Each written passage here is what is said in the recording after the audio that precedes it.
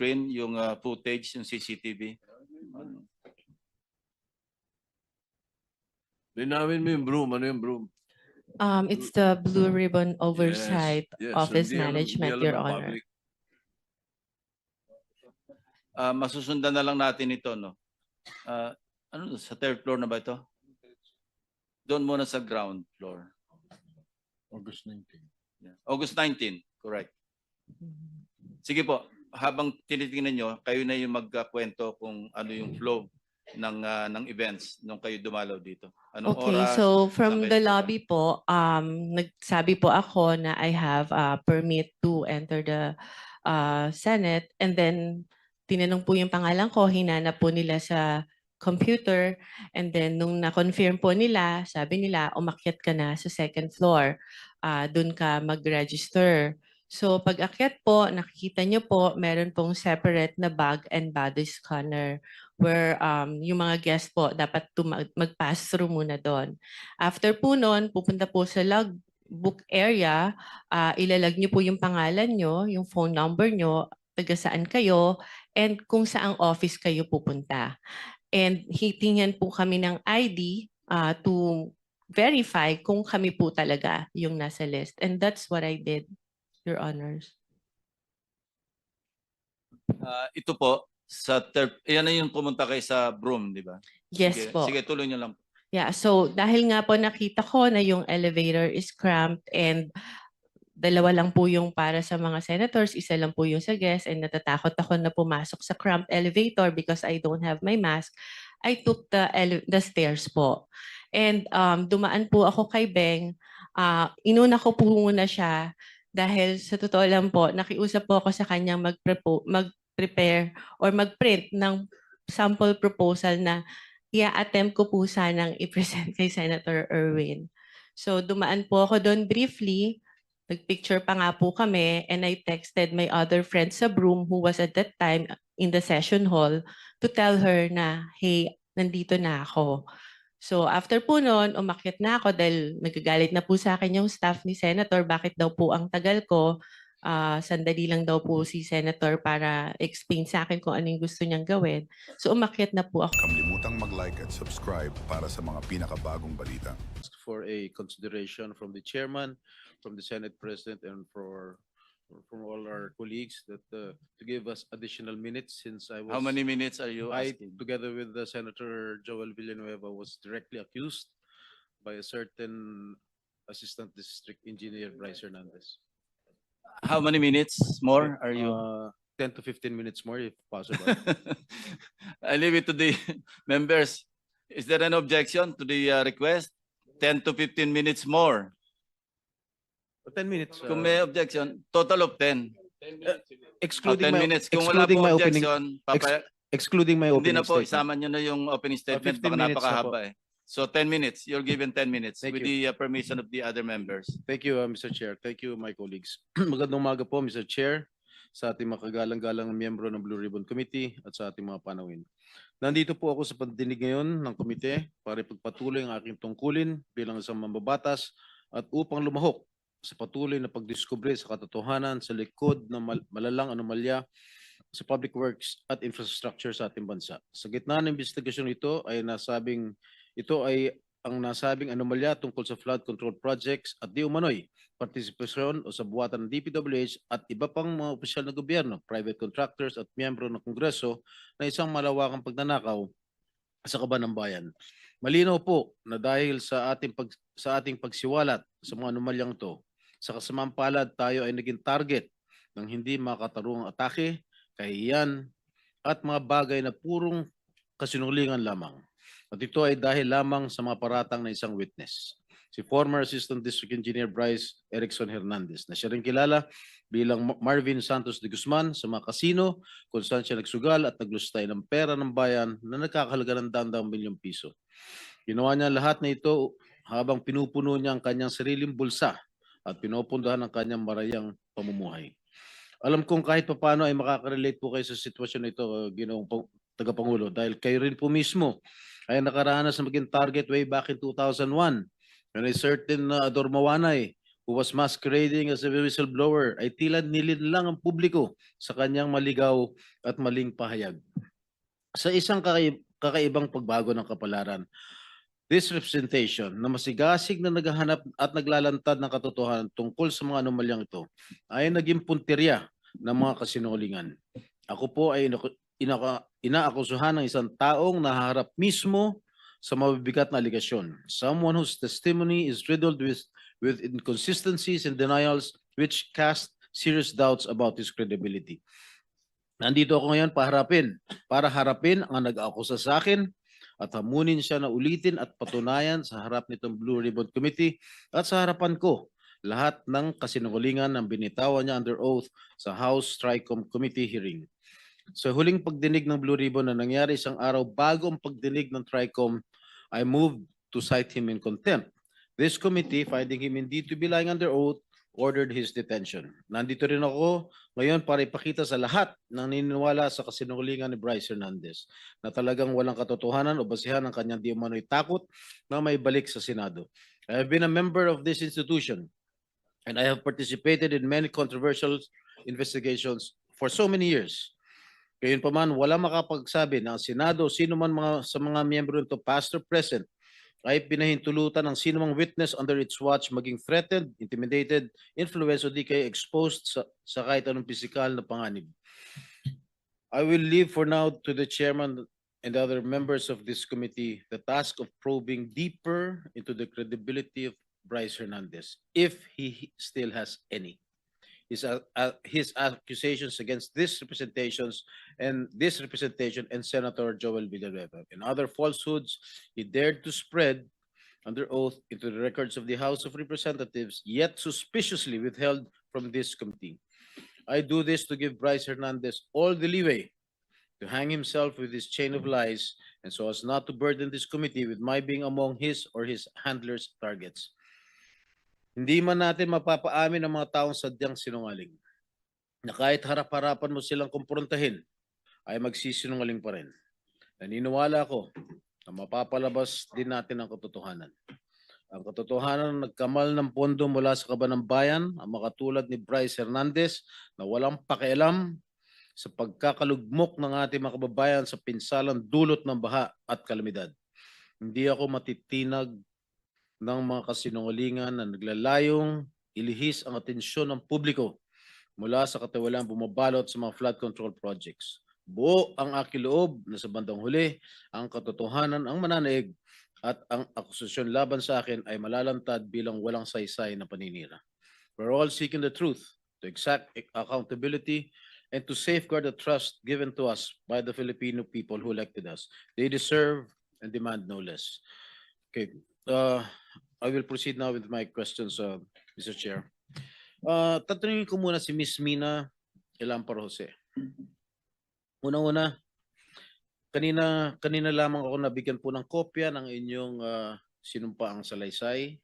Meron lamang akong ilang katanungan upang malaman ng taong bayan ang katotohanan sa likod ng kasinungalingan ni Bryce Hernandez laban sa akin. Okay? For the record, ano po ang kumpletong pangalan ninyo?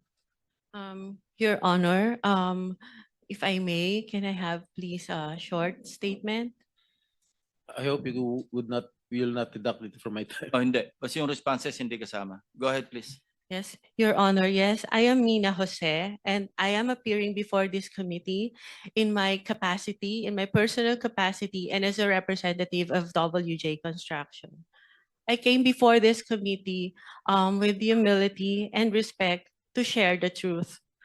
First of all, I thank the committee through the leadership of our chairperson, Honorable Senator Panfilo Lacson, for giving me this opportunity to explain my side.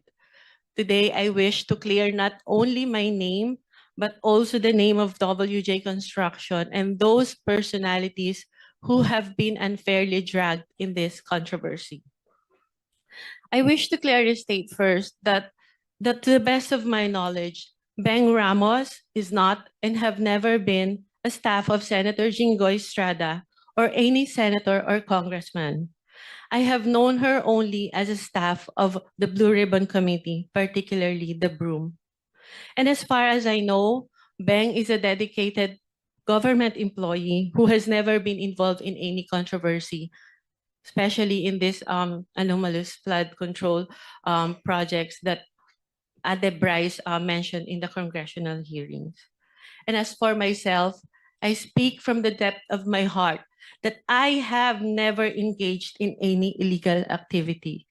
I have never given nor received any money from any public official or government employee, including this Mr. Bryce Hernandez. Thus, I strongly deny his accusations, the baseless and malicious accusations he threw against me and WJ Construction during the congressional hearing. WJ Construction, which my partner and I have devoted decades of honest work to build, has always stood on the strength of its good reputation. We have completed numerous private and government projects, no ghost projects, no substandards. Our clients can attest to the quality of the work and the integrity with which we conduct ourselves. Everything I know and all that I can share in this hearing, to the best of my knowledge, have been fully narrated in the affidavit that I have submitted to the committee. I am here today to affirm those truths, to defend my integrity, and to stand firm for the good name of WJ Construction, which represents not only my family's livelihood, but the honest labor of the many people who have worked for us. I'm sorry, Your Honor, so emotional. Thank you so much. Thank you, Ms. Mina. Itong affidavit dated September 17, ito ba yung malaya mong ginawa at walang nagpwersa o nananakot sa'yo para gawin ito? Wala po, Your Honor. Actually, I made the narrative myself and just asked my lawyer to please prepare it in a legal format. Kayo ba nangongontrata sa DPWH? Yes, Your Honor. Alright. Ang WJ Construction ay negosyo nyo. Tama po ba? Yes po. Kailan kayo nagsimula magnegosyo? Okay, Pumasok sa construction business. WJ Construction started po as sole proprietor when my husband was still single in 1998. And tuloy-tuloy lang po yung kanyang paggawa ng projects in both private and government projects. And in 2021 po, it transitioned into a one-person corporation. So, ano yung mga kontratang nakukuha nyo sa DPWH? Meron bang mga flood control projects? Meron po kami huling last ginawa na flood control in 2023 po. 2023? Yes po. Ano-ano po lugar? Sa Manila po. Sa Manila lang? Yes po. Ilan yung mga flood control projects ninyo? So far yun pa lang po. Isa lang? Yes po. Magkano halaga? 24 million po, Your Alright. Honor. Okay. Sabi po ni Senate President Pro Temp Senator Ping Lacson in one of his interviews mentioned that you were in the Senate premises on August 19. Tama po ba? I was there, Your Honor. You were Yes, Your here? Honor. Yes po, Your Ano po Honor. ginagawa niyo rito? I was invited to do an ocular of the supposed project po na dapat gagawin ko po sa office ng isa pong senator. Sino po? Uh, Pwede ba malaman kung Your Honor, if I may, it was already stated in the affidavit po that I have submitted. And with due respect, sana po not to name na lang po No, the no. good senator because he's not really involved naman po in Yes, I any know. of this. I know that Senator. I vouch for his credibility and Opo. integrity also. So, yung bang unang pagkakataon mo na pumunta kay rito Senado? Nagpupunta na po ako dito in the past, Your Honor. In the past, Opo. ano ginagawa niyo in the past dito? Matagal na po yun, nung senator pa po yung ninong ko, si Joker Arroyo. Kasi po, bumibisita po ako sa kanya and yung mga kaibigan ko po sa Broome. So, sino-sino yung mga pinupunta? Senator Jinggoy, in fairness to all the senators, not only those present here, I would suggest that Ms. Jose or Mrs. Jose should identify kung kaninong office siya nagpunta. Okay, Senator Erwin Tulfo po. Ano po naging sadya niyo sa office niya? Meron po kasing problem yung terrace ni Senator Erwin na binabaha po siya, lalo po pag umuulan. So, ako po yung na-refer na contractor nung staff niya na kung pwede po tingnan namin gawa ng solusyon and mag-suggest po kami sa kanya. Yes, Mr. Chair. The permission of Senator Estrada. With the permission of His name Senator. has been mentioned. I think we owe it to him. No? Mr. Chair, the only time that I learned of the Double J construction was through a staff of mine na recommended me this group to fix my veranda. Because he's not really involved naman po in Yes, I any of know. this. I know that Senator, I vouch for his credibility and Opo. integrity also. So, yung ba ang unang pagkakataon mo na pumunta kay rito, Senator? Nagpupunta na po ako dito in the past, Your Honor. In the past, Opo. anong ginagawa niyo in the past dito? Matagal na po yun, nung senator pa po yung ninong ko, si Joker Arroyo. Kasi po, bumibisita po ako sa kanya and yung mga kaibigan ko po sa Broome. So, sino-sino yung mga pinupunta? Senator niyo? Jinggoy, in fairness to all the senators, not only those present here, I would suggest that Ms. Jose or Mrs. Jose should identify kung kaninong office siya nagpunta. Okay, Senator Erwin Tulfo po. Ano po naging sadya niyo sa office niya? Meron po kasing problem yung terrace ni Senator Erwin na binabaha po siya, lalo po pag umuulan. So, ako po yung na-refer na contractor nung staff niya na kung pwede po tingnan namin gawa ng solusyon and mag-suggest po kami sa kanya.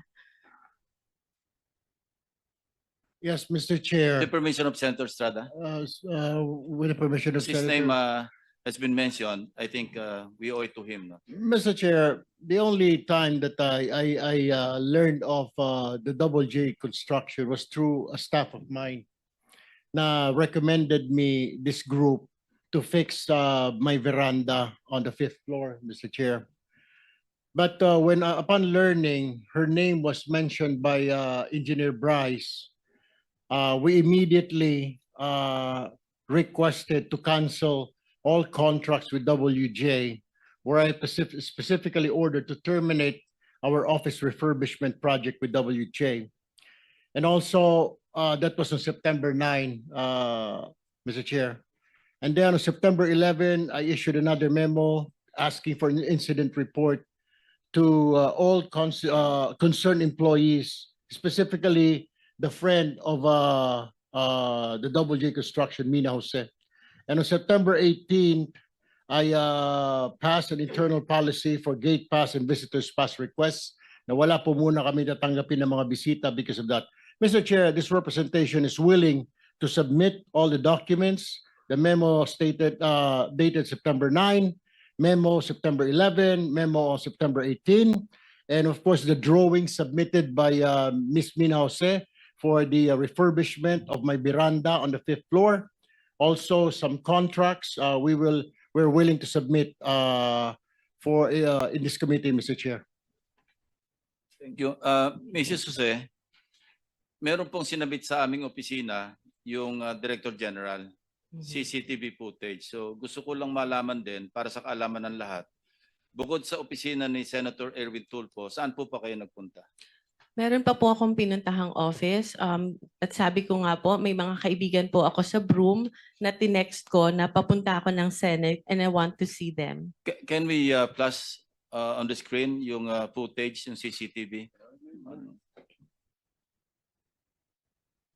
Linawin mo yung broom. Ano yung broom?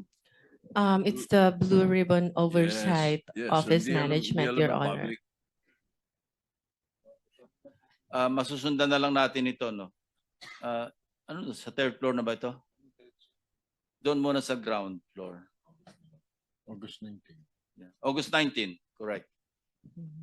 Sige po, habang tinitingnan nyo, kayo na yung magkwento kung ano yung flow ng events nung kayo dumalaw dito. Anong Okay, oras? so from saan the kayo lobby po, nagsabi po ako na I have a permit to enter the Senate, and then tinanong po yung pangalan ko, hinanap po nila sa computer, and then nung na-confirm po nila, sabi nila, umakyat ka na sa second floor, doon ka mag-register.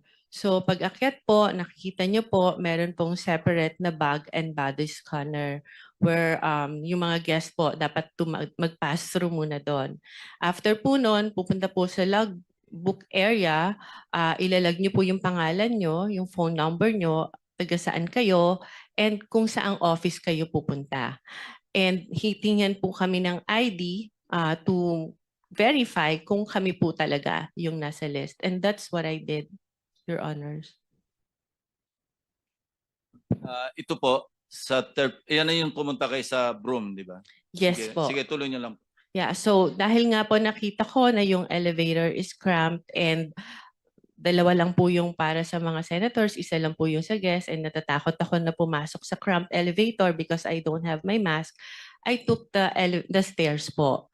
And dumaan po ako kay Beng, inuna ko po muna siya dahil sa totoo lang po, nakiusap po ako sa kanyang mag-prepare or mag-print ng sample proposal na i-attempt ko po sanang i-present kay Senator Erwin.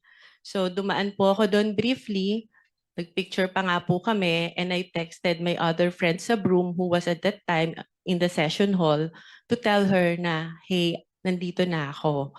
So after po noon, umakyat na ako dahil nagagalit na po sa akin yung staff ni Senator, bakit daw po ang tagal ko. Sandali lang daw po si Senator para explain sa akin kung ano yung gusto niyang gawin. So umakyat na po ako sa office ni Senator Erwin Tulfo. Mr. Chair, may I also add that we'll be submitting a screenshot of the text message between my staff and Miss Mina Jose. Where was she during that time? Dahil doon po sa text message, sinabi niya dumaan pa sa Broome. At meron din po akong letter sa staff ko asking her bakit dumaan sa Broome.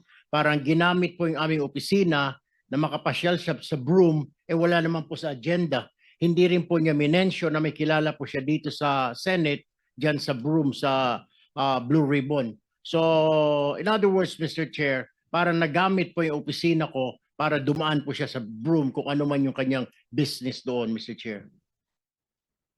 My apologies, Your Honor, if that appeared that way. It was just my intention to see my friend, especially when I heard that Beng is suffering from cancer and I haven't seen her in a long time. So I thought it was an opportunity for me to also visit her. Mr. Chair, the question is, you should have told us na may kaibigan ka under investigation.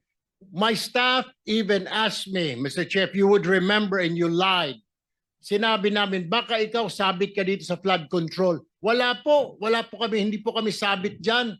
Ang mga project ko 30 million. Do you remember that? You were asked, Ms. Jose. Yes, Your Honor, because I am of honest belief na wala po talaga kami. You were not, bakit nababanggit ang pangalan mo dito ngayon? Meron ka palang kinalaman dyan sa mga proyekto sa Bulacan na yan. Why didn't you tell us straight up? Had you told us na meron kang sabit sa mga project sa Bulacan, we wouldn't have let you step in the Senate, Ms. Jose. Your Honor, prior to the text message that was shared by Bryce, nagulat po talaga ako dahil wala po kaming pinasukang project. We never joined any bidding. We never Mr. submitted Chair, any documents. hindi nga po Mr. Chair, sinasabi para lumalabas na isa ka sa conduit, isa ka sa mga sabit na nagdala ng pera, something to that effect. Hindi ko naman sinasabi na kasama ka sa proyekto, pero sabit ka sa problema sa flood control. You should have told us. You should have informed my staff na pumunta ka rito na dadaan po muna ako. How hard is that to say? Pakisabi kay Senator, dadaanan ko muna yung kaibigan ko sa Broome na may sakit na cancer. Why didn't you do that, Ms. Jose, Mr. Chair? Your Honor, I don't think Senator Erwin is privy to the conversation with the staff Yes, to yeah. whom I have mentioned before. Senator this- Erwin, please no. I think si Bryce was the one who made that assertion, Yes, Your Honor. implying that WJ / Beng Ramos ay magdadala ng obligation. Can you clarify that? Ano yung obligation na sinasabi mo? Yun po yung yung sa proponent po nung project na ibinigay po ni Boss Henry sa kanya. At yung regarding naman po dun sa pagdadala ng obligasyon, meron po akong follow-up na magpapatunay na si What exactly did you mean when you said nung ano ka sa house, yung obligasyon? Ano yung obligation na yon? Pera, pera para po. kanino, lagay, ano yung context ng obligation?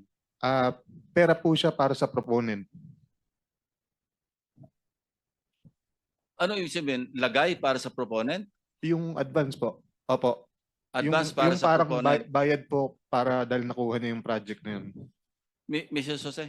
Your Honor, I don't know what he was talking about because the context of that message is about giving him documents for a supposed po dahil hindi natuloy na joint venture. If I may, Your Honor, in my affidavit, Wait for a while, ano? And pag sinabi mong proponent, you were directly linking Senator Jinggoy, hindi ba? As the proponent. Ay, hindi Kasi po. minention mo yung Beng Ramos na sinabi mo, stop siya ni Senator Jinggoy. So Yes. that was the implication. Pag sinabi mong magpapadala o ipapadala yung obligation sa WJ, Beng Ramos, and then nung tinanong ka, sino si Beng Ramos, stop ni Senator Jinggoy, hindi ba? Yes po. So yun ang ini-imply mo na yung obligation na sinasabi mong para sa proponent para kay Senator Jinggoy. Hindi po, Your Honor. Ano yun? Sino yung proponent ngayon? Ibang project po yung hindi po Eh, galing kay pinagtugtog mo Senator kasi eh. Jinggoy. Anyway, sige, please continue, Mrs. Jose. if you remember po dun sa shinare niya na text message, nagpakilala lang po ako na Mina, WJ Construction, Beng Ramos, for him to know na nakuha ko po yung number niya kay Beng Ramos. And nag-usap po kami, nagpakilala ako as contractor, nagtanong po ako sa kanya kung ano po ba yung, to have an overview kung ano po yung mga projects na meron po sa kanilang district nung sinabi niya po na siya ay taga Bulacan. So nung sinabi niya po, Ito yung thread ninyong dalawa. Sige, tuloy mo lang yes kwento po. mo. Nung sinabi niya po na mostly flood control, tinanong ko po kung ano po yung category na required nila. Ang sabi niya po, at least small A. Sabi ko po sa kanya, hindi po pala kami pwede because our flood control category is only small B. So baka hindi na po kami tumuloy. And he suggested po na pwede pa rin naman through a joint venture agreement, which is naman po normal na kalakaran sa construction sa DPWH na if you want to participate in a project na hindi ka qualify, you can do a joint venture with a license na qualified po doon. So our agreement was that, but sa kanya po, bibigyan kita, ipapakilala kita dun sa contractor na qualified, but all the expenses, sabi niya, for the processing of the joint license agreement will be for your account. So ako naman po nag-agree, no? And yun po yung conversation namin. Nasabi ko, sige, ipapadeliver ko dyan yung mga document through my staff. And I have to know pa po kung sino yung taong kausap ko. Kaya medyo ano pa rin po ako medyo cautious pa rin po ako. I want my staff to go there para makilala po siya at kung sino yung contractor na sinasabi niya. Mr. Chair, may Mr. Chair? I interject? Mr. Chair, Yes, Senator with the Marcoleta. permission of Senator Bryce, nung nag-testify ka sa House, matibay yung salita mo na si Miss, ano pangalan? Mina po. Mina, ay magdadala ng pera sa proponent. At ang binanggit mo sa House, si Senator Jinggoy. Di ba? Sa House. Your Honor, nakalink lang po na ang pakilala kay kay Ma'am Mina and Ma'am Beng is staff po ni Sen Jinggoy, pero hindi po specifically sinabi ko na yung proponent is para po kay Senator Jinggoy. Ayun, malinaw ngayon, ina-attribute mo lang bale kay Senator Jinggoy dahil stop niya si Beng. Tama? Hindi po. Ibang projects po yung sinasabi ko na nakatag po kay Senator Jinggoy. Hindi po yung specifically noong 2022. O iba na Na- naman ang sinasabi mo. Ito munang isa-isa lang. Nag-iiba ka na naman ng ng salita. Excuse Sa me, House- with the Senator Marcoleta, with the indulgence of the other members, we are suspending the one follow-up question because of the sensitivity of this issue. Okay. We want to resolve this and get to the bottom of this. So, with your indulgence, baka pwedeng suspend natin yung one follow-up question. mag-freewheeling muna tayo. Sandali, no? Thank you. Thank you, Mr. Chair. So, pero malinaw, merong magdadala, sinabi mo. Ang magdadala si Miss Mina, tama?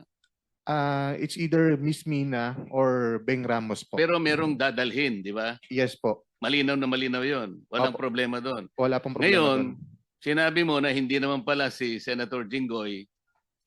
Specifically, hindi po si Senator Okay, Jinggoy. kanino kaya yon? Proponent lang po ang sinabi sa akin ni boss. Sino nga? Sino yung proponent? Wala, naka-blind po ako doon kung sino pong proponent po. Blind siya kung sino proponent, pero nung nag-testify ka sa House, tahasan sinabi mo, ako at si Senator Joel Villanueva ang pinangalanan mo. At Opo, sinabi mo rito, sabi ni Congressman Ridon, sorry, excuse me, before proceeding, can we state for the record again who is Beng Ramos? Ang sagot mo, she is the staff of Senator Jingo Estrada po. Sagot ni Ridon, staff of Senator Beng Ramos is a staff of Senator Jingo Estrada. Ang sagot mo, yes po, Your Honor. Oh. Hindi ko siya naging staff kahit kailan, simula nung pumasok ako sa Senado noong 2004 up to the present. Hindi ko naging staff si Beng Ramos. How did you come to that conclusion na naging staff ko si Beng Ramos? Your Honor, si Boss Henry po ang nagpakilala sa akin. No. You answer my question directly. How did you come into that conclusion na staff ko si Beng Ramos?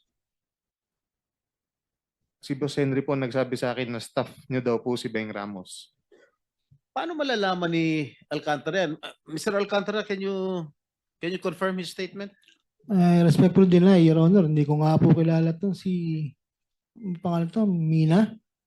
At yung Beng Ramos po, alam ko po, nung nagtatanong nga po ako, sila po magkakilala niya, taga Santa Maria po yan eh. Hindi ko naman po personally kilala po yan eh. So, Every time na lang po, sa akin lagi yung turo niya. magkababayan kayo ni Beng Ramos? Ngayon ko lang din po nalaman, Your Honor. Alright. Meron ka pa sinabi, this was the, sa House ha, this was the time na meron pang project na binigay si Boss Henry Alcantara kay Miss Beng Ramos through Miss Mina of WJ Construction. So, yun po yung ginamit na license or contractor at nandyan po yung pag-uusap kung kailan pa po magdi-deliver ng obligasyon dahil kailangan po ni Boss Henry. Okay? Oh. Ano ibig sabihin niya? Ito po yung binigay nga po na project ni boss kay kay Ma'am na contractor, kay Ma'am Mina slash Ma'am Beng Ramos. I thought, kilala mo ba Mr. Alcantara si Mina? We never met po. Ngayon ko lang po siya nakita. And I swear that, alam po ni Ma'am Minang, hindi po kami Miss Mina, nagkikita. kilala mo si Engineer? Hindi po, Your Honor. Anyway. Kahit po si Sir Bryce Teka, sa phone. Yeah, phone sino ko lang po. nagpakilala sa iyo kay Bryce? Binigay lang po sa akin ni Beng Ramos yung number niya. So over the phone lang po kami nag-usap. Okay, so kinontak mo na siya on the Opo. basis of the, yeah. Opo. Thank you. Okay, just to pursue further, no? Miss Mina, ni minsan, hindi ka nagpunta sa tanggapan ko, sa opisina ko. Tama po. Hindi po. Never tayo nag-usap at ngayon lang tayo nagkakilala. Tama po ba? Ngayon lang po. Ipinatawag ka sa hearing na ito dahil nabanggit ang pangalan mo at yung WJ Construction sa testimony ni Bryce Hernandez sa Kongreso noong September 9. Tama po ba? Yes po, Your Honor. Okay. Ito pong text message na inilantad ni Bryce Hernandez doon sa House hearing. Okay? Natatanda mo ba itong text message na ito? Yes po, because I still have that in my Ikaw phone. ba nagpadala nito? Ako po. Ikaw? Ako po. Bakit Beng Ramos ang nakalagay doon? Pinanood ko nga po yung hearing ng congressional and it appeared po na to Bryce, ang ka-text niya po ay si Beng Ramos. So, bakit Beng Ramos ang nakalagay rito? Kasi po ang pakilala ni boss sa akin is Beng Ramos is staff niyo po, hindi naman po si Ma'am Mina. Si Beng Kaya- Ramos ang staff ko? Opo, yun po ang sabi niya sa akin. Sabi nino? Ni Boss Henry ko po. Paano niya malalaman? Hindi naman kami nag-uusap niya. Paano niya malalaman staff ko si Beng Ramos? How will he know? Hindi ko rin po alam. Yun lang po ang sinabi sa akin ni Boss Henry. Kaya po Alam mo, nagkaroon po kami ng connect ni Alam mo, Ma'am Beng Ramos tsaka si alam mo, Ma'am Mr. Mina. Bryce, masyado ka na nagsisinungaling eh. Anyway, So, ang pagkakaalam mo, sino nag-text sa'yo nito? Si Miss Mina o si Beng? Ayan po. Nakalagay po pala yung akala ko po, si Ma'am Beng Ramos. Pero si ano pala, Ma'am Mina ng WJ Construction po. Okay. Ito, nangyari to December 10, 2022. Just for the record. Tama po ba? Opo, Your Honor. Sabado itong, namin, Sabado to, December 10, 2022. Kaupo lang namin mga bagong senador nun. Okay? Senator So- Jinggoy, Yes. with the, Yes, please. Mr. Chair, Go ahead, please. interjection lang, Mr. Senator Jinggoy, kung baka pwedeng to give clarity, saan yung Beng Ramos na yan? Paupuin natin dito. Mr. Chair. Yes. I have conferred already, if I may, I have conferred with the chairman of the Senate Blue Ribbon due to humanitarian reasons because she is suffering from stage 4 cancer. So, kawawa naman. We decided against inviting her because she's undergoing chemotherapy. Well noted, Mr. Chair. Thank you. Sorry, I don't know about that information. Thank you. But sana, para maklaro ito. But thank you, Mr. Chair. Okay.